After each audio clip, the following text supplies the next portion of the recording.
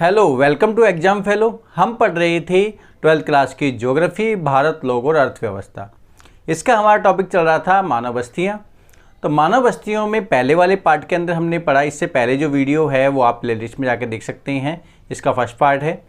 तो उसमें हमने पढ़ा ग्रामीण बस्तियों के बारे में। तो ग्रामीण बस्तियाँ और नगरीय बस्तियों में क्या डिफरेंस हैं, तो हम सेकंड जो है पार्ट जो आज हम पढ़ने जा रहे हैं, तो इसमें जो है हम मानव बस्तियों में नगरीय बस्तियों के बारे में पढ़ेंगे। तो मानव बस्तियों में नगरीय और ग्रामीण बस्तियों में बेसिक डिफरेंस हम पढ़ चुके थे उसमें। लेकिन अगर हम आकार के आधार पे देखें तो आकार के आधार पे ग्रामीण बस्तियां जो होती हैं वो छोटी होती हैं और नगरीय बस्तियां बहुत ज़्यादा बड़ी होती हैं। तो नगरीय बस्तियों का थोड़ा सा हम विकास के बारे में समझ लेते हैं। तो हम पढ़ने वाले हैं नगरीय बस्तियां। तो नगरीय बस्तियां जो हैं, नगरीय बस्तियों का विकास जो है वो बहुत लंबे समय पहले से होता हुआ आ रहा है। अगर भारत में हम बात करें सिंधु घाटी सभ्यता की, सिंधु घाटी सभ्यता में जो नगर थे वो बहुत पुराने थे, यानी सबसे प्राचीन सभ्यता मानी गई है ये। और सिंधु घाटी सभ्यता में जो मोहनजोदड़ो, इसके अलावा जो लोथल है और इसके अलावा कालीबंगा है, ये हमें जो है भारत और पाकिस्तान के क्षेत्र में देखने को मिलते सिंधु घाटी सभ्यता। तो भारत में जो है नगरीय सभ्यता बहुत पुरानी रही है। इसके अलावा जो है उसके बाद फिर भारत के अंदर बहुत सारे आक्रमणकारी हुए, उन्होंने अपनी अपनी राजधानियाँ स्थापित करी, फिर उन्होंने नगर स्थापित करी। इसके अलावा फिर जो है ब्रिटिश सरकार आए, जो ब्रिटिश या फिर यूरोपवासी आए, और यूरोपवासियों ने आने के बाद में फिर उन्होंने अपने जो है अकॉर्डिंग शहर स्थापित किए। तो शहरों का विकास जो है वो धीरे धीरे जो है बदलता गया। वही फिर बाद में जो स्वतंत्रता प्राप्ति के बाद में हमारे जो है आधुनिक शहर जो है वो बने, और इसमें बहुत सारे जो हैं, जैसे कि मान लो कि राज्य की राजधानियाँ हो गई वो स्थापित हुई, और राज्य की राजधानी के अलावा जो हमारे औद्योगिक क्षेत्र थे, व्यापारिक नगर थे, वो स्थापित होने लगे। तो हम जो है विकास के आधार पे उद्योग, ये जो नगर को 3 प्रकारों में डिवाइड करते हैं। तो विकास के आधार पे नगरों को हम 3 प्रकारों में डिवाइड करेंगे। पहला है हमारा, जिसे हम कहेंगे प्राचीन नगर। प्राचीन नगर है। दूसरा है जिसे कहेंगे मध्यकालीन नगर। मध्यकालीन नगर हो गए। और तीसरा है हमारा आधुनिक नगर।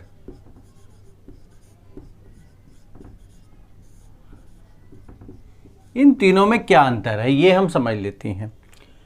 जो प्राचीन नगर है, प्राचीन नगर यानी कि लगभग 2000 वर्ष पूर्व के जो नगर है उसे हम कहते हैं प्राचीन नगर। और ये प्राचीन नगर जो हैं ये या तो सांस्कृतिक या फिर धार्मिक आधार पे जो है स्थापित थे। हम लिख सकते हैं यहाँ पर जो है ये सांस्कृतिक और धार्मिक जो है आधार पे ये नगर विकसित हुए थे। और धीरे धीरे अगर आज की बात करें तो आज भी ये जो नगर बहुत विशाल मात्रा में जो है वो स्थापित हैं, यानी कि उपस्थित हैं ये। जैसे वाराणसी,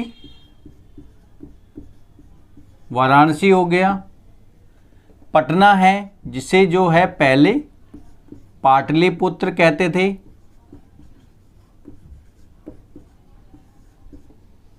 ठीक है, तो ये वाराणसी हो गए। इसके अलावा पटना है, और हमारे जो है बहुत सारे और जो है हमारे प्राचीन नगर हैं भारत की अगर बात करें तो। नेक्स्ट है हमारा मध्यकालीन नगर। मध्यकालीन नगर जो सामंतवाद जो था, यानी राजाओं का जो शासन था, तो राजाओं ने अपनी जो है वो राजधानी बनाई। तो राजाओं की राजधानियाँ जो थी, यानी राज्य की राजधानी जो थी वो हमारी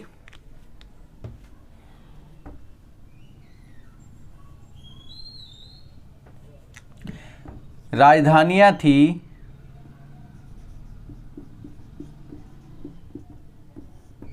वो हमारी कहलाई मध्यकालीन जो नगर जो थे।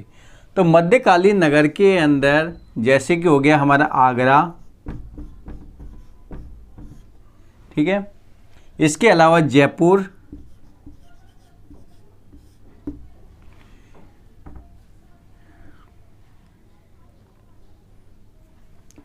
दिल्ली,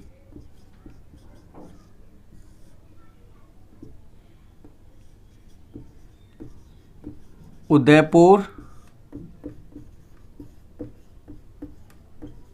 चित्तौड़गढ़, ये सारे हमारे जो है मध्यकालीन नगर है।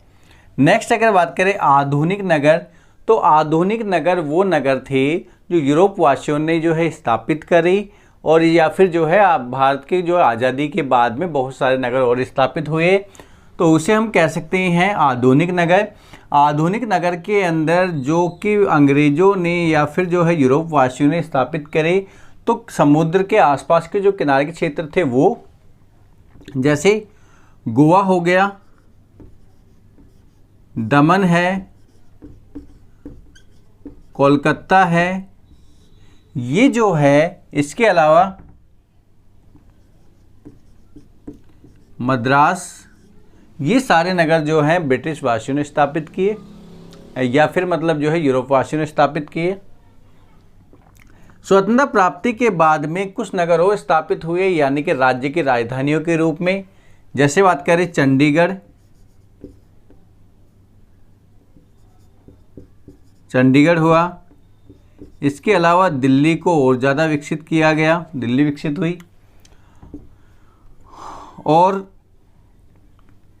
गांधीनगर,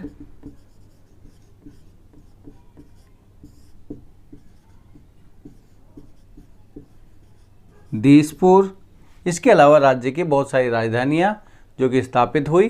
तो ये हमारे जो हैं वो विकास के आधार पे हम प्राचीन नगरों में डिवाइड करते हैं। सेकंड नंबर पे हम मध्यकालीन नगर में जो है डिवाइड करते हैं, और थर्ड नंबर पे आधुनिक नगर में हम जो है इसको बांटते हैं। उसके बाद में आधुनिक नगर में और सारे नगर स्थापित हुए जो कि उद्योगों के आधार पे, व्यापार के आधार पे स्थापित हुए। जैसे झरिया हो गया, बोकारो, रानीगंज हो गया, इसके अलावा जमशेदपुर है सबसे इम्पॉर्टेंट। तो ये सारे नगर जो हैं ये हमारे आधुनिक नगर के अंदर ही आते हैं। तो आगे जो है हम नेक्स्ट देखते हैं कार्य के आधार पे। कार्य के आधार के अलावा हम जो है इसको एक समझ लेते हैं पहले, आकार के आधार पे नगरों का वर्गीकरण। तो आकार के आधार पे जो नगरीय बस्तियां हैं उनका वर्गीकरण हम जो है 3 प्रकार से करते हैं। तो हम ये लिख सकते हैं कि नगरीय बस्तियों का आकार के आधार पे,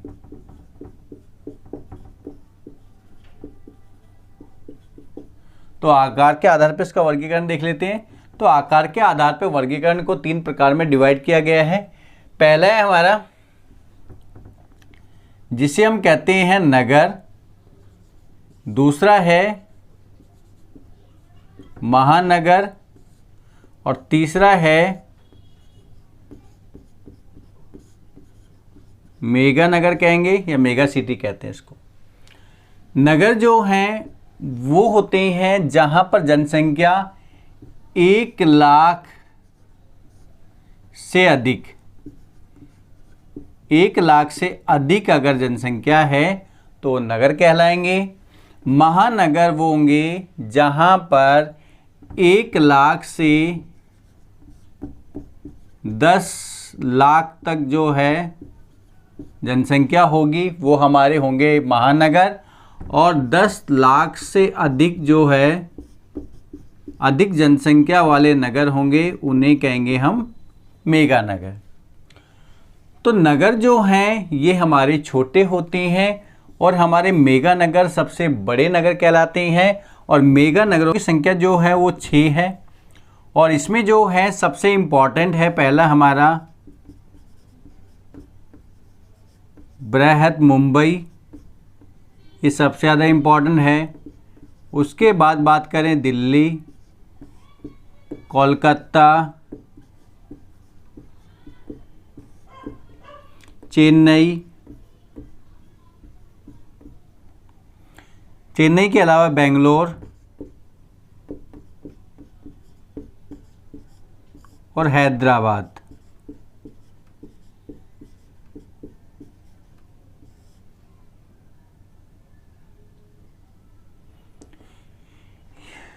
तो एक हो गया हमारा मुंबई, दूसरा दिल्ली, तीसरा कोलकाता, चौथा चेन्नई, पांचवा बेंगलोर और इसके अलावा छठा हो गया हमारा हैदराबाद। ये हमारे मेगा नगर है जो भारत के अंदर स्थापित हैं। तो ये हमें जो है 3 कैटेगरी में इसको डिवाइड किया है, आकार के आधार पे या फिर जनसंख्या के आधार पे हम ये कह सकते हैं। नेक्स्ट हम कार्य के आधार पे, तो कार्य के आधार पे कितने भागों में बांटते हैं ये अब देख लेते हैं।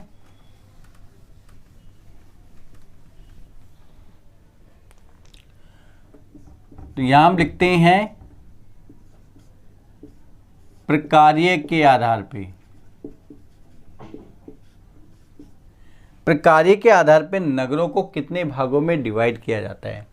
तो प्रकार्य के आधार पे वैसे तो इसको जो है डिवाइड करना बहुत मुश्किल है, क्योंकि सभी नगरों के अंदर लगभग सभी प्रकार के कार्य होते हैं। वहाँ पर व्यापार भी होता है, वहाँ पर शिक्षा भी होती है, इसके अलावा जो है वहाँ पर कहीं ना कहीं जो है उद्योग भी स्थापित होते हैं, प्रशासनिक कार्य भी होते हैं।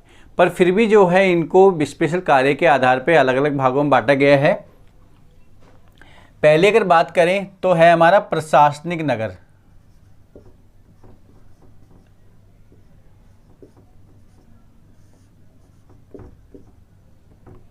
पहला हो गया हमारा प्रशासनिक नगर। प्रशासनिक नगर वो नगर होते हैं जहां पर किसी राज्य या किसी देश का शासन की बागडोर संभाली जाती है, शासन व्यवस्था जो है वो देखी जाती है। तो इसमें जो है प्रशासनिक नगर के अंदर हमारे आएंगे, यानी कि हो गया एक तो दिल्ली हो गया, ये एक प्रशासनिक नगर है। इसके अलावा बात करें गांधीनगर, ये भी एक प्रशासनिक नगर है। इसके अलावा जयपुर, ये भी एक प्रशासनिक नगर है। तो ये सारे जो है हमारे प्रशासनिक नगर है कि जहाँ पर जो है किसी भी जो है राज्य का जो शासन संभाला जाता है। चंडीगढ़ हो गया, ये भी प्रशासनिक नगर के अंतर्गत आता है। औद्योगिक नगर,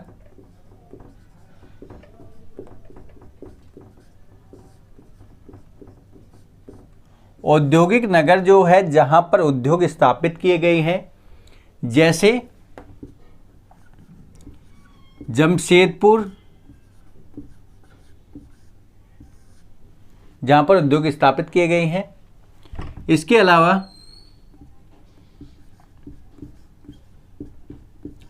बोकारो हो गया, यहाँ पे जो है हमारे उद्योग स्थापित गए हैं, इसलिए इसको औद्योगिक नगर कह सकते हैं। इसके अलावा हम जो है सूरत कह सकते हैं, ये भी औद्योगिक प्रदेश है। तीसरे की बात करें तो तीसरा हमारा होगा परिवहन नगर। परिवहन या हम कह सकते हैं पतन नगर।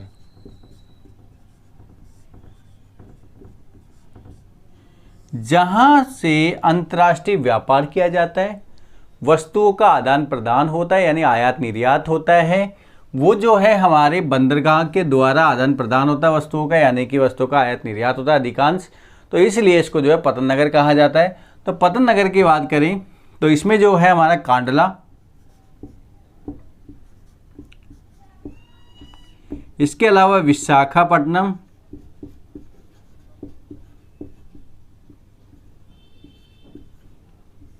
ये हमारे जो है पतन नगर है। और भी आगे इसमें आप ये ऐड कर सकते हैं। चौथे की बात करें तो शैक्षिक नगर,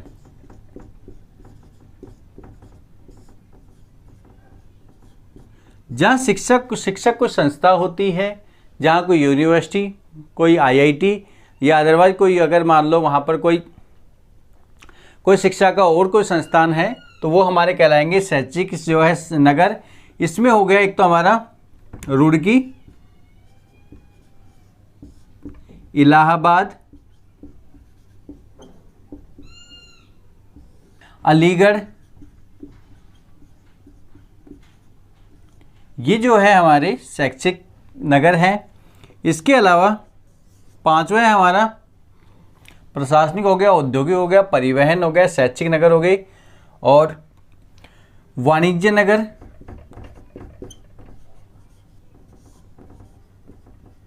जहाँ से व्यापारिक कार्य किया जाता है, जहाँ से व्यापार जो होता है अलग अलग क्षेत्रों में, तो वो हमारा हो गया हमारा वाणिज्य नगर। इसमें हम कह सकते हैं मुंबई एक वाणिज्य नगर है, कोलकाता ये भी एक वाणिज्य नगर है। दिल्ली बात करें तो ये भी एक वाणिज्य नगर है, जहाँ से जो है व्यापार जो है वो किया जाता है, या जो है व्यापार सुचारू रूप से चलाया जाता है, यानी कि वहाँ पर जो है किसी भी जो है कंपनी के मुख्यालय स्थापित होते हैं। इसके अलावा हो गए हमारे धार्मिक नगर। धार्मिक या कह सकते हैं हम सांस्कृतिक नगर।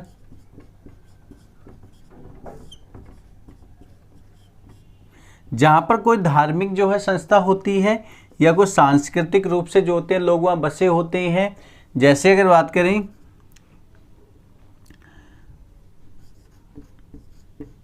वाराणसी हो गया, हरिद्वार हो गया, अमृतसर है,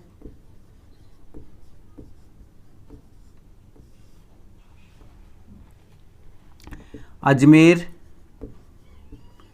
ये सारे हमारे जो हैं वो है धार्मिक या सांस्कृतिक नगर। इसके अलावा नेक्स्ट है हमारा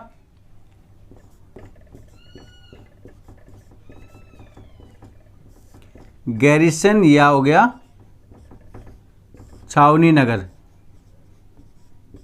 गैरिसन या छावनी नगर जो है जहाँ पर सेना रहती है, सेना की सारी एक्टिविटी होती है, उनके जो है स्टोरेज रूम होते हैं, स्टोरेज जो है वहाँ पर बड़े बड़े एक तरह गोदाम होते हैं, या वहाँ पे सेना को प्रशिक्षण दिया जाता है।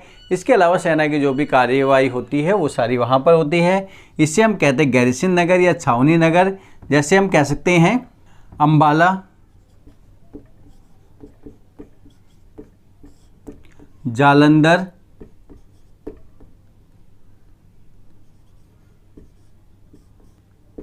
महू, ये हमारे जो हैं सारे हो गए गैरिसन नगर हो गए।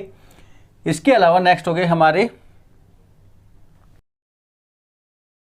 ये नीचे लिख देता हूँ, ऊपर मिटा देता हूँ, दिखाई शायद ना दे नीचे, चलो यहीं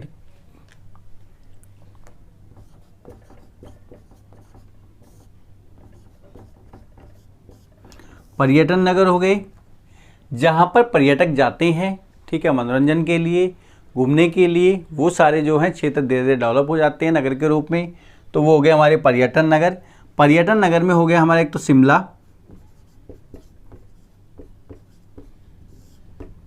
नैनीताल, ऊटी, ठीक है। इसके अलावा और भी बहुत सारे हैं। ये हमारे हो गए सारे कौन से पर्यटन नगर। तो ये हमारे जो हैं वो प्रकार के आधार पे, यानी जो उसमें कार्य होता है जिन नगर में, स्पेशली उसके आधार पे जो है बांटे गए हैं। एक और है 9th का बताया था हूँ मैं, खनन नगर, सॉरी, जहाँ पर कोई भी खनिज कार्य हो रहा है, खनिज को निकाला जा रहा है। जैसे हो गया एक तो हमारा रानीगंज,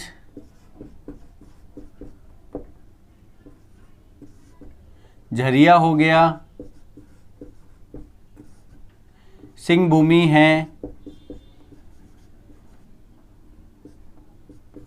ये सारे हमारे हैं खनन नगर, जहाँ पे खनिज कार्य की वजह से वहाँ पर जो है नगर स्थापित हो गए हैं। तो ये जितने कार्य हैं इनके आधार पे जो है यहाँ प्रशासनिक कार्य संभाला जाता है। एक बार दोबारा डिस्कस कर देता हूँ। प्रशासनिक कार्य जो है यहाँ पर सारा संभाला जाता है, इसलिए यहाँ इसको प्रशासनिक नगर कहते हैं इसको, क्योंकि जितने भी हमारे राज्य की राजधानियाँ हैं जहाँ पर सभी पूरे राज्य को संचालित किया जाता है, मुख्यालय वहाँ पर स्थापित होते हैं, तो इसलिए इसको प्रशासनिक नगर कहते हैं। ये हम इस क्षेत्र में, यानी औद्योगिक नगर वो क्षेत्र होते हैं जहाँ पर उद्योग विकसित हुए, उद्योग के कारण जो है वहाँ पर शहर विकसित हुए, तो औद्योगिक शहर हो गए। नेक्स्ट हमारा है परिवहन नगर या कहेंगे पतन नगर, यानी वहाँ जो है हमारे बंदरगाह नगर भी कह सकते हैं इनको। तो बंदरगाह विकसित हुए, बंदरगाह के बाद में धीरे धीरे वहाँ पर लोग जो काम करने वाले हैं वो रहने लगे, उनकी सुख सुविधाओं के लिए और भी जो है लोग वहाँ पर निवास करने लगे, तो धीरे धीरे जो है एक बड़ा नगर स्थापित हो गया। शैक्षिक नगर जो हैं, लोग शिक्षा के लिए वहाँ पर जाते हैं और इसकी वजह से वहाँ पर जो है हॉस्टल्स हो गए, इसके अलावा जो है दुकानें हो गई, इसके अलावा उनको अगर कोई आवश्यकता वाली वस्तुएं होती है वो भी उन्हें जो है वहाँ प्रोवाइड कराने के लिए लोग जो है वहाँ पर रहते हैं, जिसकी वजह से लोगों को रोज़गार भी मिलता है, साथ साथ में जो है जो लोग शिक्षा प्राप्त करने आते हैं उन्हें शिक्षा भी मिलती है। इसके अलावा बात करें वाणिज्य नगर, जहाँ पर व्यापारिक जो है केंद्र होते हैं, बड़े बड़े जो जितने भी हमारे क्या नाम है कंपनियाँ होती हैं उसके ऑफिस होती हैं। इसके अलावा सरकार के जो व्यापारिक जो उद्देश्य होते हैं उनके लिए जो खुले ऑफिस होते हैं वो सारे वहाँ पर स्थापित होते हैं, इसलिए इसको वाणिज्य नगर कहते हैं। धार्मिक नगर वो होते हैं, धार्मिक सांस्कृतिक नगर जो प्राचीन समय से जो विकसित हैं या फिर जो किसी धर्म के आधार पे जो है वहाँ पर कोई धार्मिक, अगर बात करें तो धार्मिक स्थल है, कोई नगर, कोई मतलब मंदिर, मस्जिद या गुरुद्वारा कुछ भी चीज़ है तो उसकी वजह से, आस्था की वजह से लोग वहाँ जाते हैं और धीरे धीरे एक शहर जो है नगर डेवलप हो जाता है। गैरिसन नगर यानी छावनी नगर, जब सेना वहाँ रहती है तो सेना जो होती है उसके लिए पूरी जो है सुविधा प्रोवाइड कराई जाती है, यानी जो है रोड हो गए, इसके स्ट्रक्चर हो गया, इसके अलावा जो ऑफिस होते हैं सब होते हैं। तो इसके आधार पर धीरे धीरे जो होते हैं फिर वहाँ पर एक नगरीय संकुल के रूप में बन जाते हैं। नगर जो है गैरिसन नगर होता है, छावनी नगर है, उसके आसपास छोटे छोटे और जो है बस्तियाँ स्थापित हो जाती, तो उसकी वजह से वहाँ पर एक नगर स्थापित हो जाता है। पर्यटन नगर, ये अगर बात करें आधुनिक समय का बहुत ज़्यादा उभरता हुआ जो है एक नगर है। जो पर्यटक वहाँ जब जाते हैं किस क्षेत्र के अंदर, तो पर्यटक जाने के बाद क्या नाम है वहाँ पर जो है उनको रहने के लिए स्थान भी चाहिए होता है, यानी होटल भी चाहिए होते हैं, खाने के लिए व्यवस्था भी चाहिए होती है। इसके अलावा कोई अगर वस्तु की आवश्यकता है तो वहाँ पर बाजार भी होते हैं, तो इसके अलावा परिवहन के साधन भी होने चाहिए जाने के लिए। तो इसकी वजह से क्या होते हैं, लोगों को, बहुत सारे लोगों को रोज़गार मिलता है। तो ये तीर्थ क्रियाओं के अंदर जो है ये आती है हमारी पर्यटन, और ये जो है आज के समय पे सबसे बड़े उद्योग के रूप में उभरता हुआ जा रहा है। तो पर्यटन की वजह से बहुत सारे नगर स्थापित हो गए हैं, जिसकी वजह से लोगों को, बहुत सारे लोगों को रोज़गार मिलता है, और जिसकी वजह से जो है वहाँ पर काफ़ी सारा जो है वहाँ पर नगर स्थापित हो गए, यानी कि क्राउड जो है काफ़ी ज़्यादा बढ़ गया है। और ये इनकम का भी बहुत अच्छा सोर्स है, क्योंकि पर्यटक के द्वारा जो है कई सारे राज्यों में जो है वो इनकम काफ़ी अच्छी होती है। नेक्स्ट है हमारा खनन नगर, खनिज, जहाँ पर खनन कार्य हो रहा है, कोई भी अगर खनिज वहाँ पर निकल रहा है तो वहाँ पर खनिज निकल रहा है तो मजदूरों के लिए जो है वहाँ पर सुविधा उपलब्ध कराई जाती है, क्योंकि मजदूर जो होते हैं बार बार दूर से नहीं आ पाएंगे, तो वहाँ पे धीरे धीरे मजदूर स्थापित हो जाते हैं। और मजदूर स्थापित जब होते हैं तो उसकी वजह से जो है वहाँ पे हॉस्पिटल है और फिर उनके बच्चे भी होते हैं, उसके लिए जो है जो स्कूल जो है वो स्थापित हो जाते हैं, बाजार स्थापित हो जाते हैं, धीरे धीरे जो है एक नगर के रूप में डेवलप हो जाता है। तो ये सारे हमारे कार्य के आधार पे जो है बांटे गए हैं। हालांकि कार्य के आधार पे जो है नगरों को पूरी तरह से नहीं बांट सकते, क्योंकि सभी नगरों के अंदर कुछ ना कुछ जो है वो मिक्स कल्चर देखने को मिलता है। परिवहन के जो है वो साधन भी देखने को मिलते हैं, इसके अलावा कुछ धार्मिक स्थल भी जो है वहाँ होते हैं, व्यापारिक स्थल भी होते हैं, व्यापारिक जो है कार्य भी किया जाता है, और इसके अलावा कहीं ना कहीं उद्योग जो है, छोटे मोटे उद्योग भी वहाँ स्थापित होते हैं। तो इसलिए हम जो है इसको प्रकार्य के आधार पे जो है नहीं बांट सकते पूरी तरह से, लेकिन फिर भी जो है किसी न किसी शहर की स्पेशलिटी होती है जिसके आधार पे हम इसको बांटते हैं। तो ये था हमारा मानव बस्तियों के बारे में। तो मानव बस्तियों के हमने 2 पार्ट बनाए, पहले में हमने ग्रामीण बस्तियों के बारे में पढ़ा और दूसरे में हमने पढ़ा नगरीय बस्तियों के बारे में। तो अगर आप ये दोनों पार्ट देखेंगे, इससे पहले वाला जो पार्ट है आपको जो है डिस्क्रिप्शन के अंदर वो आपको लिंक जो मिल जाएगा इसका, और इसके अलावा प्लेलिस्ट में जाके भी आप ये देख सकते हैं इसका फर्स्ट पार्ट। और दोनों पार्टों को आप देखेंगे तो आपका पूरा चैप्टर कंप्लीट हो जाता है, आपको जो है किसी अदर जो है सोर्स देखने की ज़रूरत नहीं पड़ेगी आपको। और अगर आपको ये वीडियो अच्छी लगी हो तो जितना हो सके इसको शेयर कीजिए, और जितना हो सके आप इसको जो है वो आगे बढ़ाइए और इसको लाइक कीजिए अगर आपको बहुत अच्छी लगी ये वीडियो। तो अगर आपको कोई भी डाउट है तो कमेंट्स बॉक्स के अंदर आप वो डाउट जो है वो पूछ सकते हैं, और मैं आशा करता हूँ कि आपको सब जानकारी अच्छी लगी होगी। तो ये क्लास आज यहाँ समाप्त करते हैं, तो नेक्स्ट वीडियो के अंदर या नेक्स्ट क्लास के अंदर हम जो है अगला टॉपिक लेके आएंगे।